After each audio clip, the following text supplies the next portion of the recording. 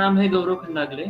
मैं computer diploma मैंने किया है doctor D Y Patil college of engineering से, और ग्रेजुएशन किया है BBA business administration from Rajmata Jija Shikshan Mandal.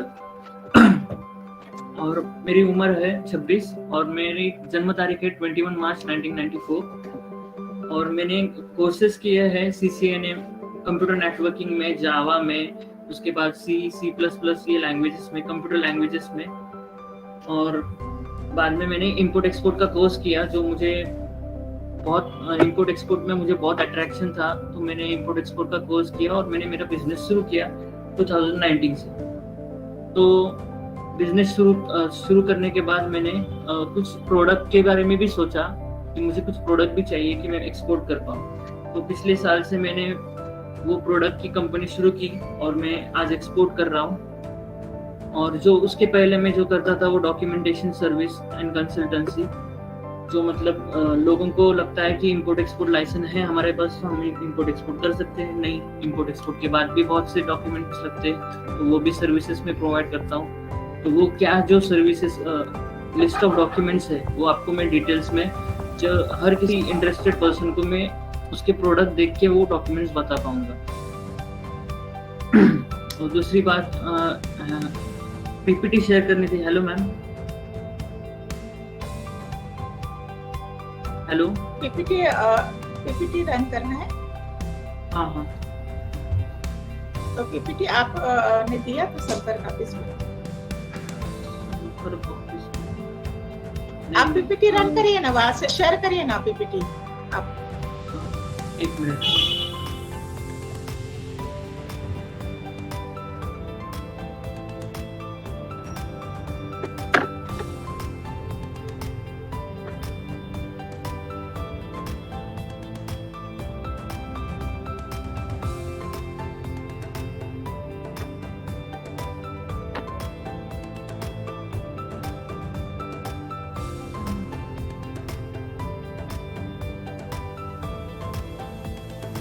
Share हो रही? नहीं मैम। एक काम करिए, मुझे व्हाट्सएप कर दीजिए जल्दी से, या गुरुप्रीता का नंबर है आपके पास, उनको कर दीजिए। मैम आपको व्हाट्सएप कर रहा हूँ, सेंड के ऊपर ही क्लिक कर रहा हूँ उससे, आ जाएगा आपको। एक आएगा, आप ट्राई करिए वहां से। सेंड किया मैंने मैम आपको। गौरव जी, आप जब तक वर्बली एक्सप्लेन करते जाइए, गुरप्रीत को 2 से 3 मिनट लगेंगे पीपीटी शेयर करने में। मिनी मैडम, आप गुरप्रीत को शेयर कर दीजिए। यस। मैम मिली आपको पीपीटी? हाँ, मिल गया है। आप अपने थोड़ा सा वर्बली आप बात कर सकते हैं अभी, तब तक वो सेट हो जाएगा पीपीटी, ठीक है? Okay ma'am. तो हाँ, ये मैं कह रहा था कि चैंपियन होममेड नेचुरल पासो, तो मैंने प्रोडक्ट सिलेक्ट किया कि जो मतलब डेली यूज के लिए लोगों के रहना चाहिए। तो मतलब ये प्रोडक्ट मार्केट पे पकड़ेगा और इसमें अप्स एंड डाउन भी नहीं रहेंगे। लोग खाना नहीं छोड़ते और लोग नहाना नहीं छोड़ते, तो ऐसा प्रोडक्ट है। तो आप भी किसी को भी संपर्क ग्रुप में किसी को भी एक्सपोर्ट करना है तो प्रोडक्ट बहुत इंपॉर्टेंट है, प्रोडक्ट के ऊपर ही आपका एक्सपोर्ट होगा। तो ऐसा प्रोडक्ट सिलेक्ट कीजिए कि जो डेली लाइफ में यूजेबल है और उसकी डिमांड है कस्टमर को मार्केट में। उस सोप करते करते मैंने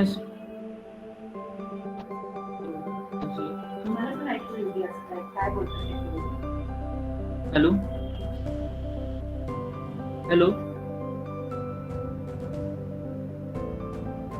आवाज आ रही है? आप शुरू रखिए, कंटिन्यू करिए। आवाज आ रही है? मुझे लगा आवाज नहीं आ रही। नहीं, आ रही है। ओके। तो सोप करते करते मैंने फेशियल बॉम करके एक प्रोडक्ट है जो लेडीज और जेंट्स को मतलब फेस ग्लो होना चाहिए। तो वो जो हमें पिंपल्स, उसके बाद ब्लैकहेड्स, इसके प्रॉब्लम्स रहते हैं, तो वो सब सॉल्व करता है फेशियल बॉम। वो हम पार्लर जाते हैं तो कई 2 घंटा 3 घंटा गुजारते हैं और फिर जाके ग्लो आता है चेहरे को। तो इसमें मतलब आप डेली यूज कर सकते हो। उसके लिए आपको फेस वॉश और बाथ सोप यूज नहीं करना है फेस को। और फेशियल बॉम ही यूज करना है डेली, तो आपके फेस को ग्लो आता है, ब्लैकहेड्स नहीं आते हैं, डार्क सर्कल्स नहीं आते हैं। तो ये स्पेशलिटी है फेशियल बॉम की।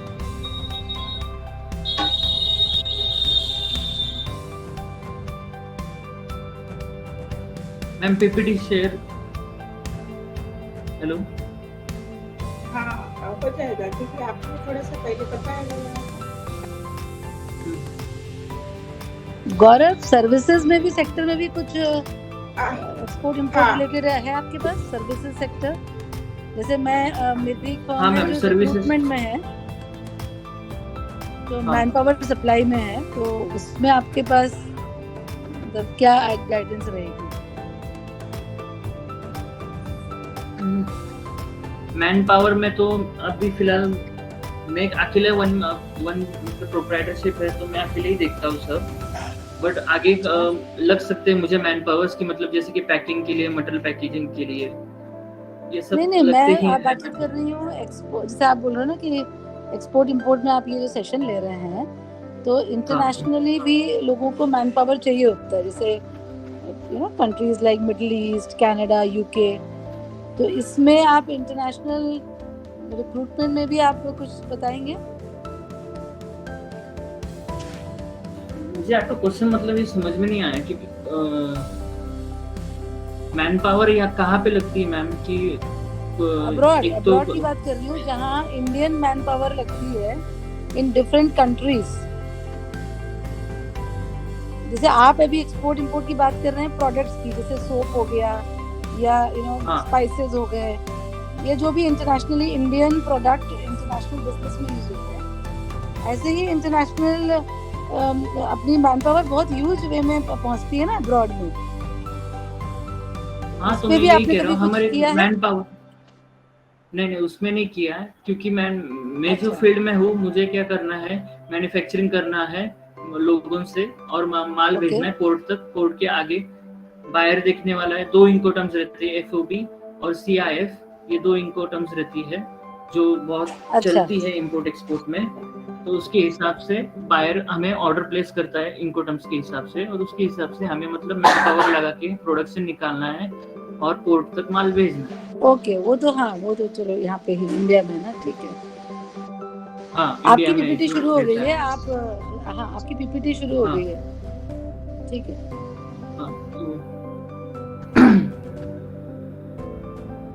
फर्स्ट ऑफ ऑल मेरे कंपनी का नाम है आवत international import exports and service consultancy, जो मतलब डॉक्यूमेंट्स लगते हैं इंपोर्ट एक्सपोर्ट लाइसेंस से लेके आपका product documentation, RCMC registration, port registration, ये सब जो इंटरनल जो डॉक्यूमेंटेशंस है जो लोगों को मालूम नहीं, इसके आगे के भी बहुत डॉक्यूमेंट्स है जो लोगों को मालूम नहीं, उसके बिना एक्सपोर्ट नहीं होता है, एक्सपोर्ट के आपके बेनिफिट्स नहीं मिलते हैं गवर्नमेंट से। जीएसटी फ्री एक्सपोर्ट कर सकते हो आप, क्योंकि एक्सपोर्ट पे जीएसटी नहीं देती गवर्नमेंट, लेती नहीं है। तो सारी चीजें आपको कैसे मतलब ये करना है, आगे की स्लाइड में हम देखेंगे। मेरा नाम है गौरव खंडागले, मैं प्रोप्राइटर हूँ और प्लस एक्सपोर्ट करता हूँ champion homemade natural bath soap और फेशियल बॉम। हाल ही में मैंने फेशियल बॉम ये नया आइटम लॉन्च किया है, जो कि लेडीज और जेंट्स के लिए पार्लर जाने की जरूरत नहीं है और उन्हें अपने फेस को मतलब ग्लो ला सकते हैं, ब्लैकहेड से छुटकारा ला सकते हैं, बहुत सी चीज़ों से, स्किन प्रॉब्लम से फेस के छुटकारा ला सकते हैं। और मेरी फैमिली मेम्बर्स है, 3 फैमिली मेम्बर्स है। ज्योत्सना खंडागले मेरी मम्मी है, जो प्रोप्राइटर है श्री स्वामी समर्थ इंजीनियरिंग की। वो पहले काम करती थी एक कंपनी में, उसके बाद उसने यही कंपनी का मतलब यही कंपनी में जो फील्ड में वो काम करती थी, MSP fabrication and CNC profile cutting, तो वही देख के उसने मम्मी ने खुद का बिजनेस शुरू किया 2007 में। और मेरे पापा का नाम है प्रशांत खंडागले, वो प्रोडक्शन मैनेजर थे पॉश कंपनी में चाकन में। 2012 में उन्होंने मतलब ये हमारा कंपनी एक्सपांड हो गया, तो इसलिए उन्होंने रिजाइन देके production manager of Shri Swami Samarth engineering department देखना शुरू कर दिया। और मेरा नाम है गौरव खंडागले, तो मैं श्री स्वामी समर्थ इंजीनियरिंग में क्वालिटी, उसके बाद गवर्नमेंट के हम वेंडर हैं, उसके बाद प्राइवेट लिमिटेड कंपनियों की भी वेंडर है। तो गवर्नमेंट के जो कुछ भी टेंडर्स रहते हैं, और रेलवे के रहे, बाकी के गवर्नमेंट के रहे, तो वो सब मैं बिडिंग करता हूँ। और उसके बाद एग्जीबिशंस जो रहते हैं अलग अलग स्टेट में, अलग अलग सिटीज़ में, वो जब कहाँ पे एग्जीबिशंस रहते हैं तो वो सब मैं पार्टिसिपेट करता हूँ, मेरी कंपनी को रिप्रेजेंट करता हूँ एग्जीबिशन में। Second slide.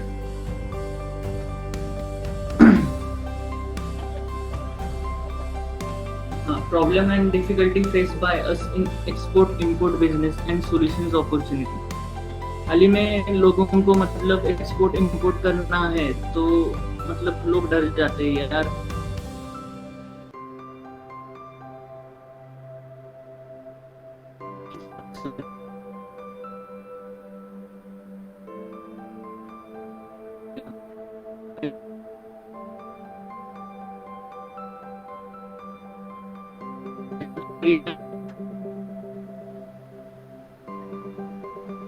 आपका आवाज नहीं आ रहा है।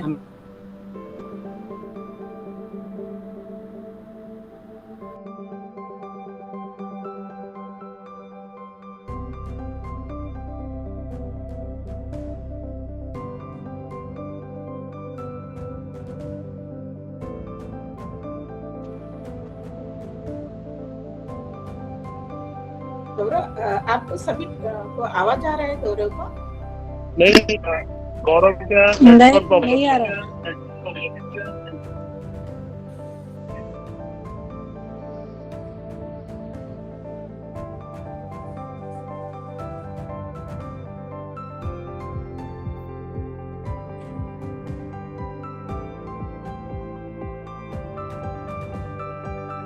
उसको फिर से कनेक्ट करने को बोलो, फिर से रिकनेक्ट करेगा तो आ सकता है।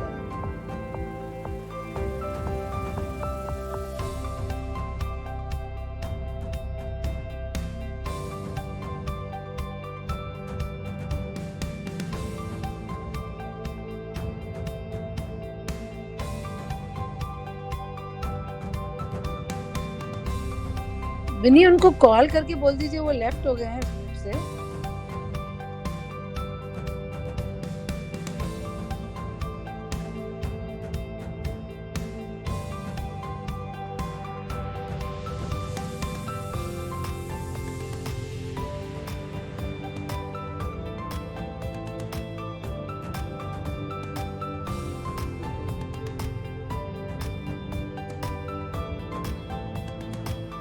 वेबकैम बंद करके भी बात कर सकते हो अगर नेटवर्क प्रॉब्लम होगा तो, ठीक है? वेबकैम बंद कर दीजिए आप। सॉरी, मैं डिस्कनेक्ट हुआ था नेटवर्क का इशू था, क्लाइमेट के कारण। Problem and difficulties faced by us in export import business. Hello, ये अभी आवाज आ रही, कंटिन्यू।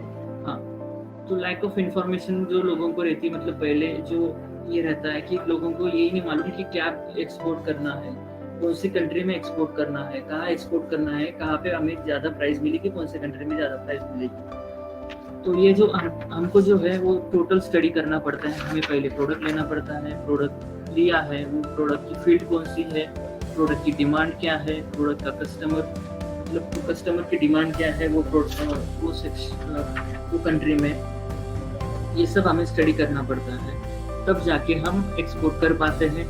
और उसके बाद की जो स्टेप है, मतलब प्रोडक्ट तो सिलेक्ट किया, मैन्युफैक्चरिंग की यूनिट भी सिलेक्ट किया आपने, उसका ये भी निकाला कि प्लान भी निकाला कितना आपको खर्चा आएगा यूनिट शुरू करने के लिए। उसके बाद डॉक्यूमेंटेशन भी निकाले कि वहाँ इम्पोर्ट एक्सपोर्ट की लाइसेंस के ऊपर आप सब कर नहीं सकते, प्रोडक्ट का लाइसेंस भी लगेगा, उसके अंडर गवर्नमेंट के बेनिफिट्स के लाइसेंस भी लगेंगे, और बहुत से लाइसेंस है जो हेल्प करते हैं आपको एक्सपोर्ट के लिए। तो ये इम्पोर्टेंट रहता है इंपोर्ट एक्सपोर्ट बिजनेस में।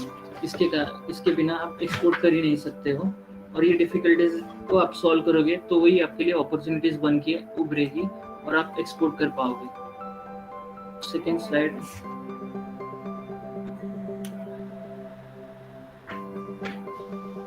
लैक ऑफ लैंग्वेज, मतलब यहाँ पे लैंग्वेज लोग बहुत डरते कि बाबा ये इंपोर्ट एक्सपोर्ट इंग्लिश लोगों का ही काम है। ऐसी कुछ बात नहीं है। इंग्लिश बेसिक इंग्लिश आती है आपको कि बाबा आप टाइप भी कर पाओगे और बाहर से आप इंग्लिश पे, व्हाट्सएप पे, मेल पे बात कर पाओगे, कम्युनिकेशन कर पाओगे, ये भी बहुत होता है। और mostly Muslim countries and gulf countries and Asian countries में हिंदी ही लैंग्वेज बोलते हैं। तो आप बाहर जो रहते हैं वो ज़्यादा करके हिंदी लैंग्वेजेस ही बोलेंगे, आपसे इंग्लिश लैंग्वेज में नहीं बात करेंगे। क्योंकि मेरा पर्सनल एक्सपीरियंस मैंने देखा है कि मुस्लिम कंट्रीज में जो बायर्स है वो हिंदी ही बोलते हैं। तो इंग्लिश के कारण आप इंपोर्ट एक्सपोर्ट में आने के लिए डरिए मत कि आप इंग्लिश आती नहीं है और हम इंपोर्ट एक्सपोर्ट नहीं कर पाएंगे। तो ऐसी बात आपके दिमाग में से हटा दीजिए। बिना इंग्लिश बेसिक इंग्लिश भी बहुत है कि आप बेसिक इंग्लिश के ऊपर एक्सपोर्ट कर पाते हैं। तो सैंपल ऑफ प्रोडक्ट पहले जो है, मतलब कभी भी आपकी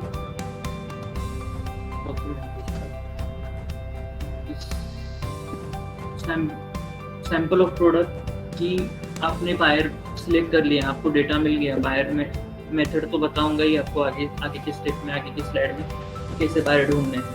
तो आपको बायर मिल गया, बायर ने आपको बोला कि बाबा हाँ चलो मुझे इतना एक कंटेनर, 8 लोड कंटेनर या फुल कंटेनर या 3 कंटेनर या 4 कंटेनर की मैं आपको ऑर्डर प्लेस करता हूँ।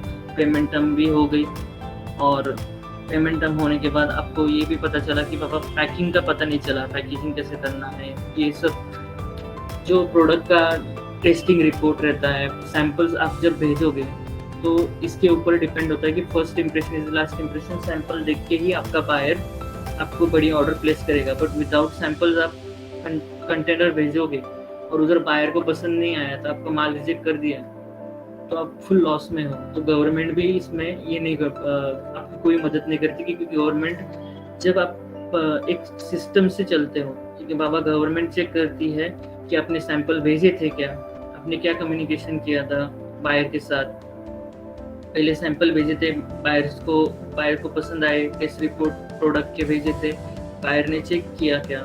तो ये सारे जो चीज़ें रहते हैं, सैंपल बहुत इम्पोर्टेंट रोल प्ले करता है। हमें सैंपल कभी भी है कोई भी चीज़ के पहले सैंपल भेजने, और वो सैंपल्स जो रहते हैं बायर्स को फ्री ऑफ कॉस्ट या फिर चार्जेबल, ये आपके ऊपर डिपेंड है। लोग मुझे बहुत से पूछते कि सर सैंपल्स में ही हम भेजते रहे, अभी सपोज आपने एक कंट्री निकाली, उसमें से 10 बायर्स ने आपको बोला कि हाँ बाबा मुझे सैंपल भेजो, आपका प्रोडक्ट देख के मैं सैंपल्स देख के आपको ऑर्डर प्लेस करूँगा। तो आपको क्या करना है, सैंपल भेजने हैं तो पहले आप बायर के बारे में जान लो कि ये बायर जेन्युइन है क्या। उसके बाद उसकी वेबसाइट चेक करो, उसके बाद गवर्नमेंट से आपको मैं इसलिए गवर्नमेंट से आपको बायर देने वाला हूँ कि बहुत जेन्युइन रहेंगे, आपको ये फ्रॉड केसेस होंगे नहीं, ये आगे के इसमें बताऊंगा। बट ये प्रोडक्ट जो है, आपको प्रोडक्ट का सैंपल भेजने के बाद आपको क्या बेनिफिट्स मिलते हैं कि आपको एक सिस्टम से जाते हो, गवर्नमेंट के सिस्टम से आप जाते हो कि आपने सैंपल प्लेस किया, उसके बाद बायर ने आपको ऑर्डर प्लेस किया। कि गवर्नमेंट पूरा आपका इंपोर्ट एक्सपोर्ट का ये देखती है, सिस्टम देखती है कि आपने कैसे इंपोर्ट एक्सपोर्ट किया था, सैंपल भेजे थे कि नहीं। Sample is the most important part of import export. इसके ऊपर ही आपको बड़ी ऑर्डर मिलेगी, इसके ऊपर ही आपका सब इंपोर्ट एक्सपोर्ट चलेगा। और सैंपल मोस्टली लोग पूछते हैं कि सैंपल हम फ्री में भेजें या चार्जेबल भेजें। तो ये रही कंडीशन कि आपकी म्यूचुअल अंडरस्टैंडिंग क्या रहती है बायर के साथ। बायर कैसे आपको समझ के लेता है कि ठीक है चलो चार्जेस तो बहुत रहते हैं, 3000 से लेके 5000 हमें चार्जेस रहते हैं। फॉर एग्जांपल 1 kg या 2 kg वेट के लिए हमें भेजना है बाहर, तो 3 से 5000 ये रहते हैं, चार्जेस रहते हैं। तो DHL आता है, उसके बाद बहुत से लोकल कुरियर एजेंसीज है जो ब्रांडेड है, वो ज़्यादा हेवी चार्ज करते हैं। तो इंडियन पोस्ट ऑफिस सर्विस जो है वो कम लेती है, तो वो आप वहाँ से भी आप सैंपल्स ये कर सकते हो, एक्सपोर्ट कर सकते हो। बट उसके लिए आपको क्या करना पड़ेगा, इंडियन पोस्ट ऑफिस में आपको पहले जो है आपका पैकेजिंग जो है मटेरियल का वो बहुत ही अच्छे से करना पड़ेगा। और उसके बाद इंडियन पोस्ट ऑफिस की सर्विस में खुद कहता हूँ कि बाबा स्लो है, बट आपकी जो प्राइवेट की जो सर्विस रहेंगी वो फास्ट रहेंगी और आपका माल जल्दी पहुँचेगा। तो ये आपके ऊपर डिपेंड है कि आप कौन सा सर्विस को सिलेक्ट करते हो। बट मेरे हिसाब से आप इंडियन पोस्ट ऑफिस और दूसरे जो प्राइवेट सेक्टर्स है जो जैसे कि ट्रैकऑन, ये बाकी के जो है जो कम लेते हैं चार्जेस, वहाँ से ही आप आपका प्रोडक्ट एक्सपोर्ट करो, सैंपल एक्सपोर्ट करो, क्योंकि सैंपल बेचते समय आपको बायर यही बोलेगा कि सैंपल्स के लिए हमने चार्ज करेंगे, हम आपको पे नहीं करेंगे। तो हम उन्हें एक ये भी ऑप्शन दे सकते हैं, सर ठीक है कि बाबा मैं आपको सैंपल्स फ्री में भेजता हूँ, आप कुरियर चार्जेस तो कम से कम पे करो। ये दो ऑप्शंस रहते हैं कि आप ऐसे म्यूचुअल अंडरस्टैंडिंग में बायर से बात कर सकते हो कि बाबा मैं मेरे कुरियर चार्जेस आप पे कर लो। वो भी नहीं पे करने के लिए तैयार, तो आपको खुद को सैंपल्स भी फ्री में भेजने पड़ेंगे और कुरियर चार्जेस भी फ्री में भेजने पड़ेंगे। कहाँ ना कहाँ रिस्क लेना ही पड़ता है, रिस्क लो, पर रिस्क लो तो सैंपल्स में ही लो, पेमेंट टर्म्स में कभी मत लो इम्पोर्ट एक्सपोर्ट। यही मुझे कहना है, रिस्क यहाँ पे लोगे तो आगे जाके आपको ऑर्डर प्लेस होगी samples. Next slide. Documents, which documents required for import export business.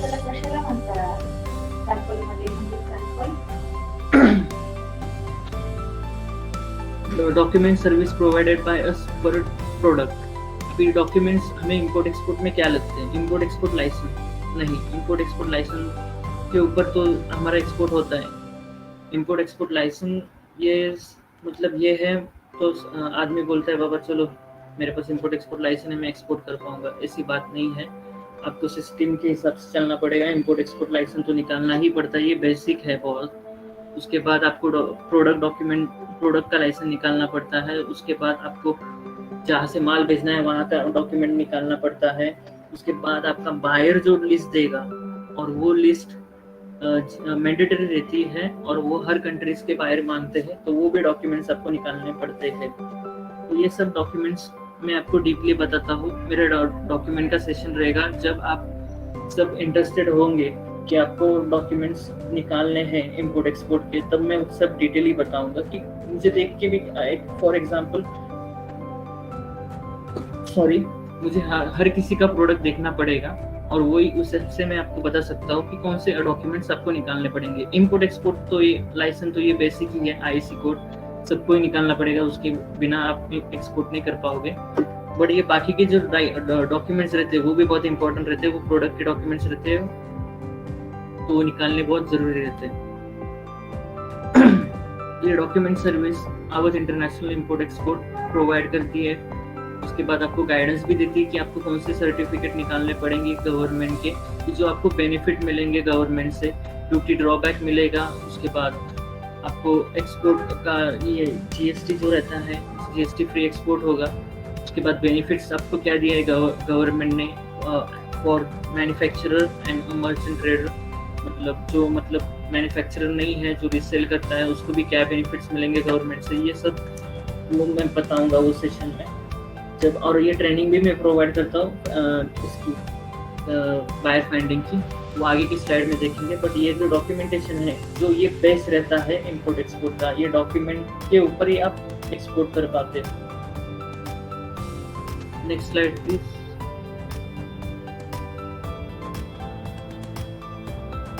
Hello hello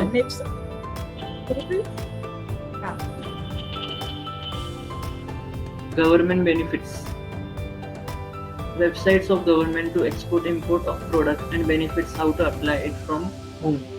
अभी गवर्नमेंट के बेनिफिट्स हमें वेबसाइट पे मिलते हैं, बट वो कौन सी वेबसाइट है जहाँ से हमें मिलेंगे वो सारे डिटेल्स मैं आपको एक ट्रेनिंग सेशन में प्रोवाइड करूँगा, जहाँ पे आपको बायर कैसे फाइंड आउट करना है, आपका एक्सपोर्ट कैसे करना है, वो रिस्पॉन्सिबिलिटी आप मुझे प्रोवाइड करते हो डॉक्यूमेंट के साथ, और आपको एक्सपोर्ट करना है मेरी तरफ से, तो मैं आपको वो सब सिखाता हूँ। गवर्नमेंट के बेनिफिट्स क्या रहेंगे, आपको एग्जीबिशंस में क्या प्रॉफिट मिले, मतलब क्या बेनिफिट्स मिलेंगे, क्या सब्सिडी मिलेंगी, बाहर की स्टॉल आप मतलब बाहर के देश में आप स्टॉल लगा सकते हो, आपका प्रोडक्ट डिस्प्ले होगा, आपके प्रोडक्ट को देखने के लिए टारगेटेड और कस्टमर्स ही आएंगे, बायर ही आएंगे देखने के लिए। तो एग्जीबिशंस ये हर साल रहते हैं, बट अभी क्योंकि कोरोना ये एग्जीबिशंस नहीं हो रहे, तो ऑनलाइन एग्जीबिशंस रहते हैं इंपोर्ट एक्सपोर्ट के। तो वो सारी प्रोसेस जो है वो मैं आपको सिखाऊंगा ट्रेनिंग के दौरान, कि गवर्नमेंट ने आपको क्या बेनिफिट दिया, आपको एग्जीबिशन में कैसे पार्टिसिपेट करना है, गवर्नमेंट के बेनिफिट्स कैसे लेना है, आपने अगर लोन लिया है अंडर इंपोर्ट एक्सपोर्ट तो आपको उसका सब्सिडी भी कितना मिलेगा गवर्नमेंट से, वो सारी चीज़ें मैं आपको बताऊंगा सेशन के दौरान। Next,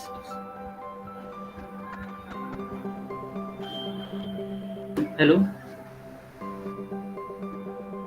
finding the right buyer for your product, मतलब अभी प्रोडक्ट के लिए आपको बायर ढूंढना है, आपको मालूम ही नहीं कि बायर कहाँ से ढूंढना है। ये ऑनलाइन और ऑफलाइन मेथड रहता है। एक ऑनलाइन मेथड है, काफ़ी ऑनलाइन मेथड है, एक भी नहीं मैं बोल सकता हूँ, काफ़ी ऑनलाइन मेथड है जहाँ से हम बायर मिल सकते हैं, बट वो जेन्युइन है या नहीं, वो फ्रॉड है। बहुत से लोग मतलब डेली बेसिस पे सोशल मीडिया पे इंक्वायरीज जनरेट करते हैं, वो अपना मतलब रेट निकालने के लिए इंक्वायरी जनरेट करते हैं या फिर कोई अलग चीज़ों के लिए इंक्वायरी जनरेट करते हैं, बट आपको जेन्युइन बायर जो मिलेगा वो एक गवर्नमेंट से ही मिलेगा। वो कौन सी गवर्नमेंट ऑफिस और कौन सा गवर्नमेंट आपको प्रोवाइड करेगा डेटा, वो ट्रेनिंग में आपको सेशन में वो डीपली मैं बताऊंगा कि आपको कैसे एक्सपोर्ट करना है, कैसे आपको बायर्स की डिटेल्स लेना है, आपको बायर्स का नंबर भी मिलेगा, बायर की ईमेल आईडी भी मिलेगी, वेबसाइट भी मिलेगी, बायर का एड्रेस भी मिलेगा कि आप जाके वहाँ पे विजिट कर सकते हो, बायर से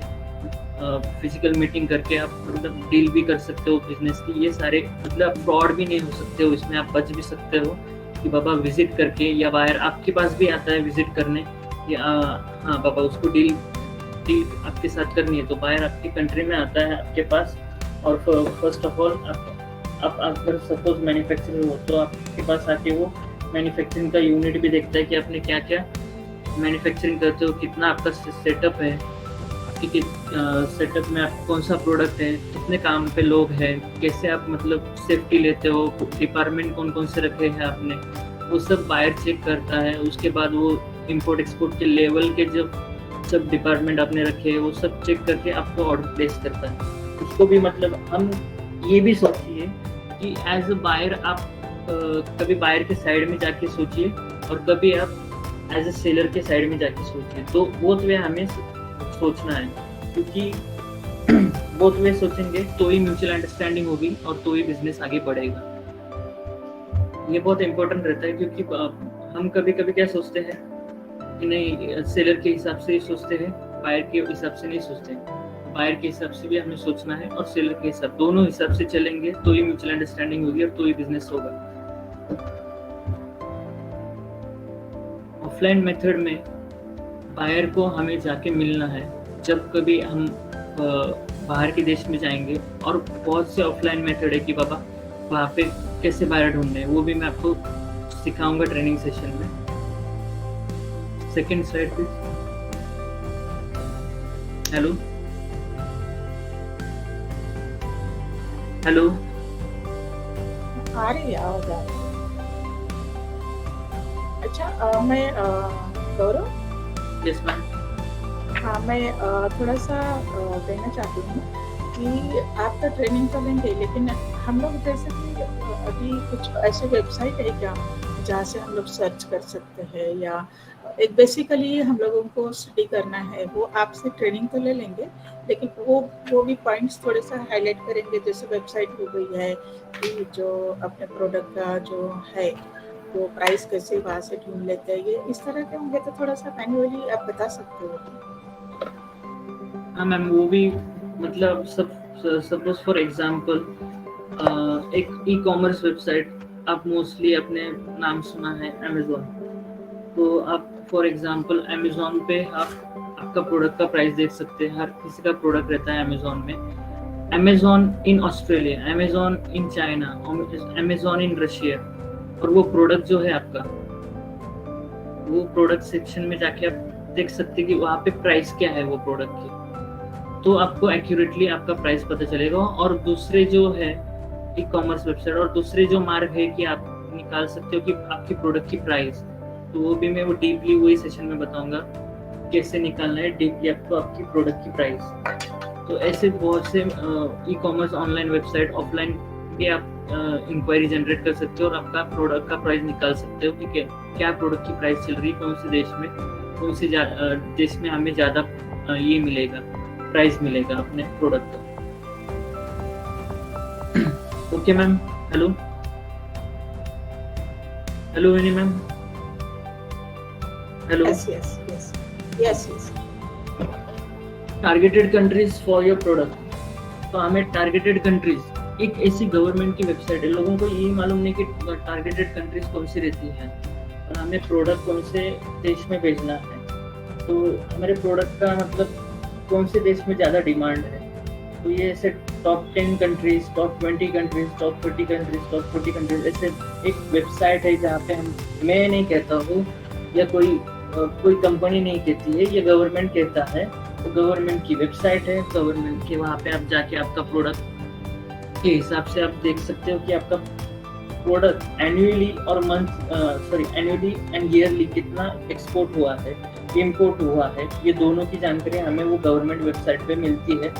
तो बहुत ही इम्पोर्टेंट रहती है वो, आपको मतलब कितने परसेंटेज में आपका एक्सपोर्ट हुआ है प्रोडक्ट का, ये मंथली एंड ईयरली, ये सब डेटा वहाँ पे मेंटेन रहता है। तो ये गवर्नमेंट की जो वेबसाइट रहती है वो बहुत हमें हेल्प करती है कि हाँ कौन से देश में हमें एक्सपोर्ट करना है, और टॉप 10 कंट्रीज जो इजीली हमें वहाँ पे मिल जाती है। और हमें ये भी उससे ये बेनिफिट मिलता है कि हमें टारगेट किसको करना है, कौन सी कंट्री को करना है, इजीली मिल जाता है। Second slide.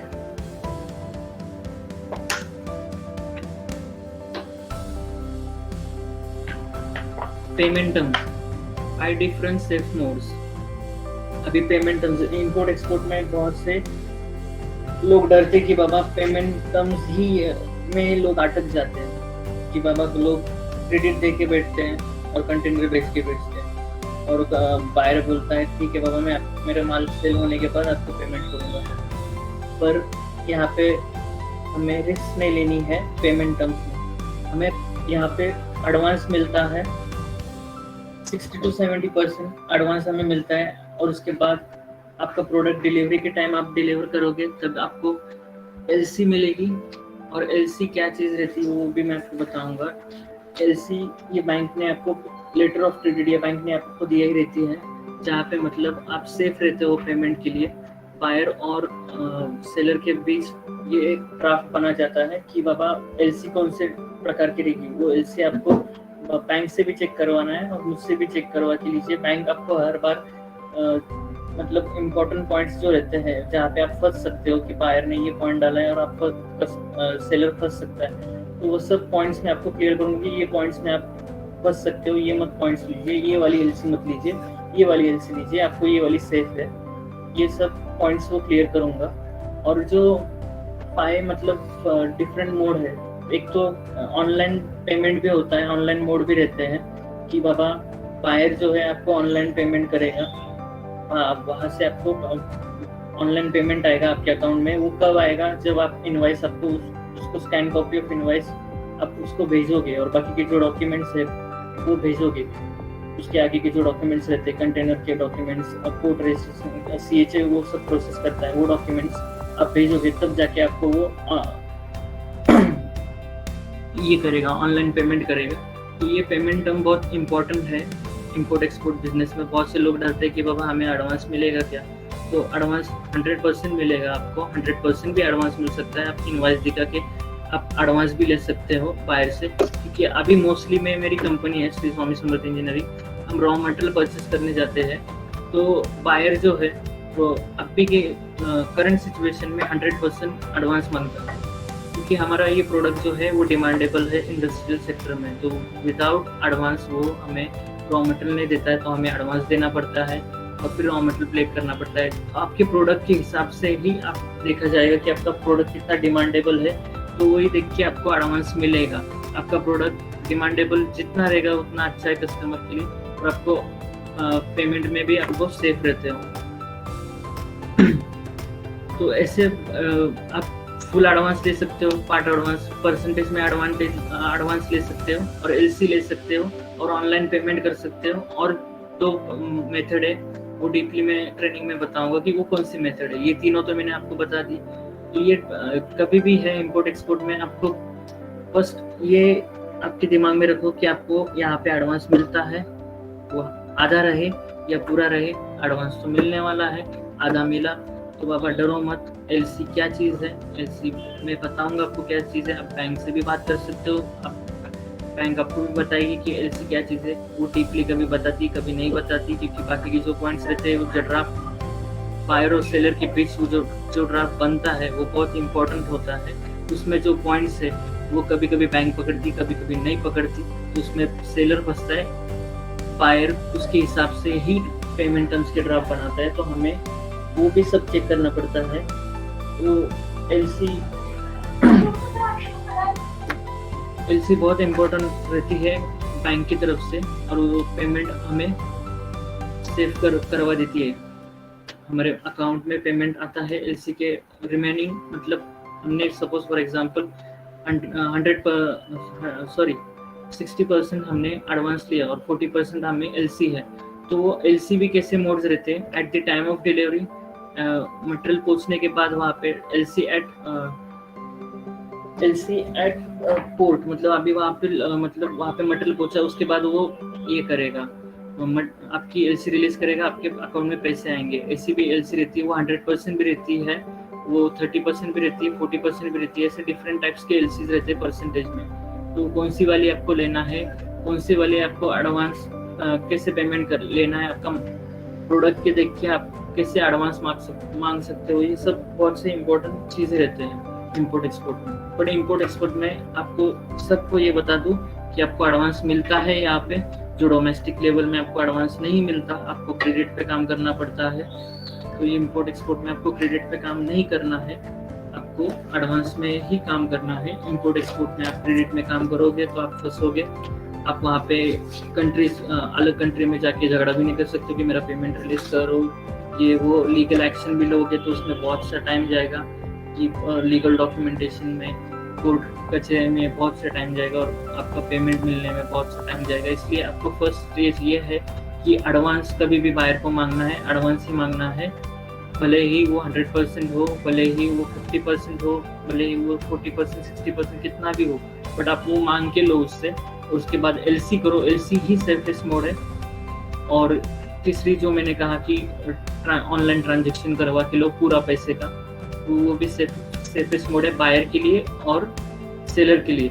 आप कभी भी ये सब इंपोर्ट एक्सपोर्ट का बिजनेस करते हो तो ये म्यूचुअल अंडरस्टैंडिंग पे ही चलता है। आपको दोनों तरफ से देखना है, एक बायर के पास तरीके से भी सोचना है और एक सेलर के तरीके से भी सोचना है। दोनों तरीके से आप सोचोगे तभी जाके आपका म्यूचुअल अंडरस्टैंडिंग होगा और बिजनेस डील बढ़ेगा। Second slide, how to find your product price in import export market, online and offline method। जो मिनी मैम ने मुझे पूछा था क्वेश्चन, वही इसका आंसर है कि आपको क्या करना है। ई कॉमर्स वेबसाइट्स रहते हैं, अभी बहुत सी ई कॉमर्स वेबसाइट है, alibaba.com, Amazon, इंडिया मार्ट, ये बहुत से है।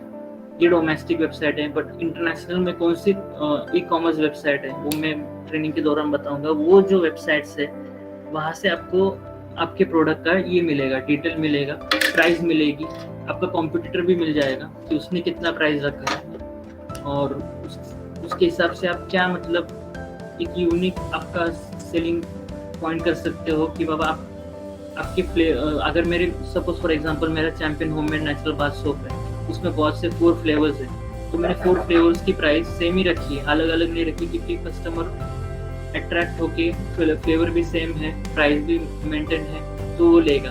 हम अभी भी देख रहे हैं पार्ले जी ये प्रोडक्ट है बिस्किट का, बचपन से लेके आज तक उसकी कभी प्राइस बढ़ी है नहीं ना, 10 रुपए का है, 10 रुपए का ही रहा, उसने कभी 12 रुपए नहीं किए पार्ले वाले ने।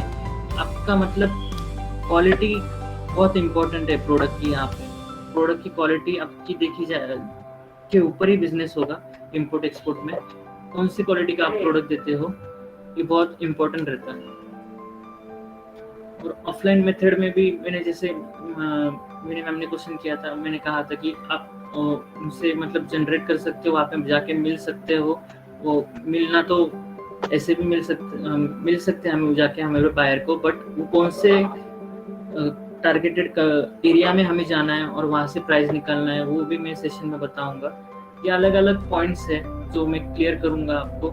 ये दो से लेके 3 दिन की सेशन रहेगा जिसमें आपको बायर फाइंडिंग बताऊंगा, आपका बायर प्रोडक्ट का प्राइस कहाँ पे, कैसे ऑनलाइन देखना है, ऑफलाइन देखना है, वो सब आपको बताऊंगा। उसके बाद आपको बायर कैसे फाइंड आउट करनी है, सब बताऊंगा मैं।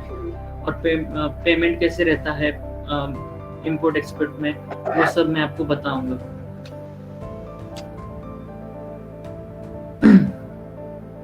Next slide. इनकोटर्म्स मतलब क्या है? इनकोटर्म्स मतलब ट्रांसपोर्ट पॉलिसी। ट्रांसपोर्ट पॉलिसी मतलब ट्रांसपोर्ट किसके साइड में रहेगा, बायर के या सेलर के। इनकोटर्म्स ऐसे हमारे देखे जाए तो बहुत से इनकोटर्म्स है इंपोर्ट एक्सपोर्ट में। उसकी मेरे पास पीपीटी पे है, वो भी मैं आपको शेयर करूंगा सेशन में। ये डिफरेंट इनकोटर्म्स है, बट जैसे कि मैंने कहा आपको कि 2 मोस्टली इनकोटर्म्स चलती है, एफओबी और सीआईएफ। ये दोनों इनकोटर्म्स चलती है। ये एफओबी और सीआईएफ क्या रहता है वो डिटेल में आपको बताऊंगा, बट ये इसके ऊपर ही इंपोर्ट एक्सपोर्ट होता है। इसके बिना इंपोर्ट एक्सपोर्ट नहीं होता है। इनकोटर्म्स के बिना, इनकोटर्म्स में ट्रांसपोर्ट पॉलिसी मतलब जैसे कि फैक्ट्री में से माल लेना, पूरा तरीके से बायर भी ले सकता है। वो कौन सी इनकोटर्म है? मतलब आपके पास बायर की सब लॉजिस्टिक आएगी आपके फैक्ट्री तक, वही माल लेके जाएगी, वही सब आगे का प्रोसेस करेगी। वो वाली कौन सी इनकोटर्म है? आपको मतलब कहाँ पे पॉलिसी निकालने की भी जरूरत नहीं रही, इंश्योरेंस पॉलिसी निकालने की जरूरत नहीं रही प्रोडक्ट की, वो वाली कौन सी इनकोटर्म है। प्लस आपको सिर्फ माल पोर्ट तक बेचना है और पोर्ट से लेके आपकी कंपनी तक आपको पॉलिसी निकालनी है, प्रोडक्ट की इंश्योरेंस निकालना है, तो वो वाली कौन सी ये रही इनकोटर्म रही, वो डिटेल में आप सबको बताऊंगा। ये इनकोटर्म जो है बहुत इंपॉर्टेंट रोल प्ले करती है इंपोर्ट एक्सपोर्ट में। हमें तो इतना ही मालूम है डोमेस्टिक लेवल में कि बाबा हमारा जो बायर है डोमेस्टिक, हमें उसको माल भेजना है, तो ये हमारे साइड में हो गई ट्रांसपोर्टेशन पॉलिसी, बस उसकी तरफ भेजना है। इसमें इंपोर्ट एक्सपोर्ट में जहाँ शिप से, बाय रोड से, बाय एयर से माल भेजा जाता है, तो डिफरेंट कंट्रीज में भेजा जाता है। तो ये सब जो पॉलिसी जो रहती है, जो डिफरेंट कंट्रीज रहती है, वो सबको यही इंटरनेशनल इनकोटर्म है, वही सब फॉलो करते हैं कि इंटरनेशनल इनकोटर्म्स के ऊपर ही आपका इंपोर्ट एक्सपोर्ट होता है। कोई अलग इनकोटर्म्स नहीं रहती है इंपोर्ट एक्सपोर्ट में।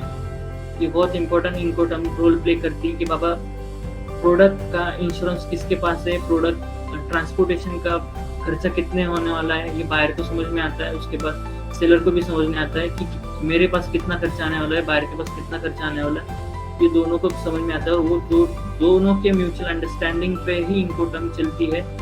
और ये मोस्टली एफओबी और सीआईएफ ही इनकोटर्म इंपोर्ट एक्सपोर्ट में चलती है। तो क्या दोनों चीज है वो मैं आपको सेशन में बताऊंगा। उसके बाद इनकोटर्म्स, बाकी के जो इनकोटर्म्स है वो भी चलते हैं, बट वो रेयरली बायर लेते हैं, और वो बहुत सी मतलब म्यूचुअल अंडरस्टैंडिंग होने के बाद वो इनकोटर्म अप्लाई होती है। बिना इनकोटर्म के आप माल भी बाहर देश नहीं बेच पाओगे, ना कुछ कर पाओगे। इनकोटर्म ये बहुत ही इंपॉर्टेंट रोल प्ले करती है इंपोर्ट एक्सपोर्ट के बिजनेस में। Next slide. Importance of HSN code by government website for your product. HSN code ये मतलब आपका मतलब प्रोडक्ट क्या है। सपोज फॉर एग्जांपल मेरा प्रोडक्ट है champion homemade natural bath soap. ये मार्केट में नाम पता है, बट ये इंटरनेशनली भी पता है लोगों को, क्योंकि मैं एक्सपोर्ट करता हूँ। बट एक पर्टिकुलर एक HSN कोड रहता है, जो नंबर रहता है, वो 6 डिजिट नंबर रहता है। वो पूरे कंट्रीज में वो नंबर से हमारा प्रोडक्ट पहचाना जाता है। तो ये जो 6 डिजिट जो नंबर रहता है HSN कोड का, बहुत इम्पोर्टेंट रहता है वो इंटरनेशनल मार्केट में। उसके हिसाब से ही आपका इंपोर्ट एक्सपोर्ट होता है, उसके बेस पे ही आपको बायर्स मिलते हैं, उसके बेस पे ही आप ये सब कर पाते हो, इंपोर्ट एक्सपोर्ट कर पाते हो। हम बहुत रेयरली लेते हैं बाबा HSN कोड क्या है, हमें पता नहीं है HSN कोड क्या है, जाने दो। ये डोमेस्टिक लेवल में हम देखते हैं इनवॉइस पे, GST इनवॉइस पे हमारा HSN कोड रहता है, हम CAC लेते हैं हमारा प्रोडक्ट का HSN कोड डाल के। बट ये जो इंटरनेशनल मार्केट में जो रहता है HSN कोड बहुत इंपॉर्टेंट रोल प्ले करता है। बिना HSN कोड के आपने अगर मटेरियल भेजा और इनवॉइस की है, और अगर आपका HSN कोड गलत भी रहा, तो मतलब वापस डॉक्यूमेंटेशन में ये करना पड़ता है, चेंजेस करना पड़ता है और आपको CH को ये डॉक्यूमेंट्स देने पड़ते हैं HSN code, correct HSN code करके, बट उसमें बहुत लंबी प्रोसेस जाती है, सब डिस्टर्ब हो जाता है उसमें। आपका सिस्टम से चल रहा था, एक लाइन में चल रहा था, फ्लो में चल रहा था, वो फ्लो पूरी डिस्टर्ब हो जाती है HSN कोड आपका रॉन्ग होने के कारण। आपका HSN कोड रॉन्ग रहा तो वहाँ की कंट्रीज, जहाँ की कंट्रीज में आपने भेजा है माल, वहाँ की कंट्रीज का मतलब क्या कहते हैं कि वो चार्ज, अलग अलग कंट्री का अलग अलग चार्ज रहता है। HSN कोड अगर आपका गलत रहा तो वो चार्ज भी उतना लेती है। तो HSN कोड हमें कभी भी है इनवॉइस पे बहुत शांत तरीके से चेक करना है, क्रॉस चेक करके लेना है कि HSN कोड हमने बराबर डाला है क्या। जैसे कि हम अकाउंट, बैंक में अकाउंट, किसी को पैसे भेजने तो अकाउंट नंबर चेक करते हैं ना बाबा कि बाबा अकाउंट नंबर सही है कि नहीं है, तो दूसरे को भी पैसे जाएंगे। तो वैसे ही है यहाँ पे भी आपका अगर HSN कोड गलत रहा तो आपको वहाँ की जो बायर की जो कंट्री है आपको फाइन मारेगी, और फाइन भी कम नहीं रहती, ज़्यादा रहती है। तो अलग अलग कंट्रीज के अलग अलग चार्जेस रहते हैं, तो हमें सब चीज़ों से बचना है। HSN कोड आपको इसमें भी बेनिफिट बताता है कि आपके प्रोडक्ट का गवर्नमेंट ने क्या बेनिफिट दिया है। उसके बाद HSN कोड आपको ये भी फाइंड आउट करने के लिए बताता है कि टॉप 10 कंट्रीज कौन सी है, टॉप 20 कंट्रीज कौन सी है। ये सब HSN कोड के ऊपर ही आपका, इन शॉर्ट ये बेस है, उसके ऊपर ही आपका इम्पोर्ट एक्सपोर्ट होता है। HSN कोड बहुत ही इम्पोर्टेंट रोल प्ले करता है आपके प्रोडक्ट को आइडेंटिफाई करने के लिए, आपके इम्पोर्ट एक्सपोर्ट बिजनेस को चलाने के लिए HSN कोड सबसे इम्पोर्टेंट रोल प्ले करता है। तो second slide, packaging.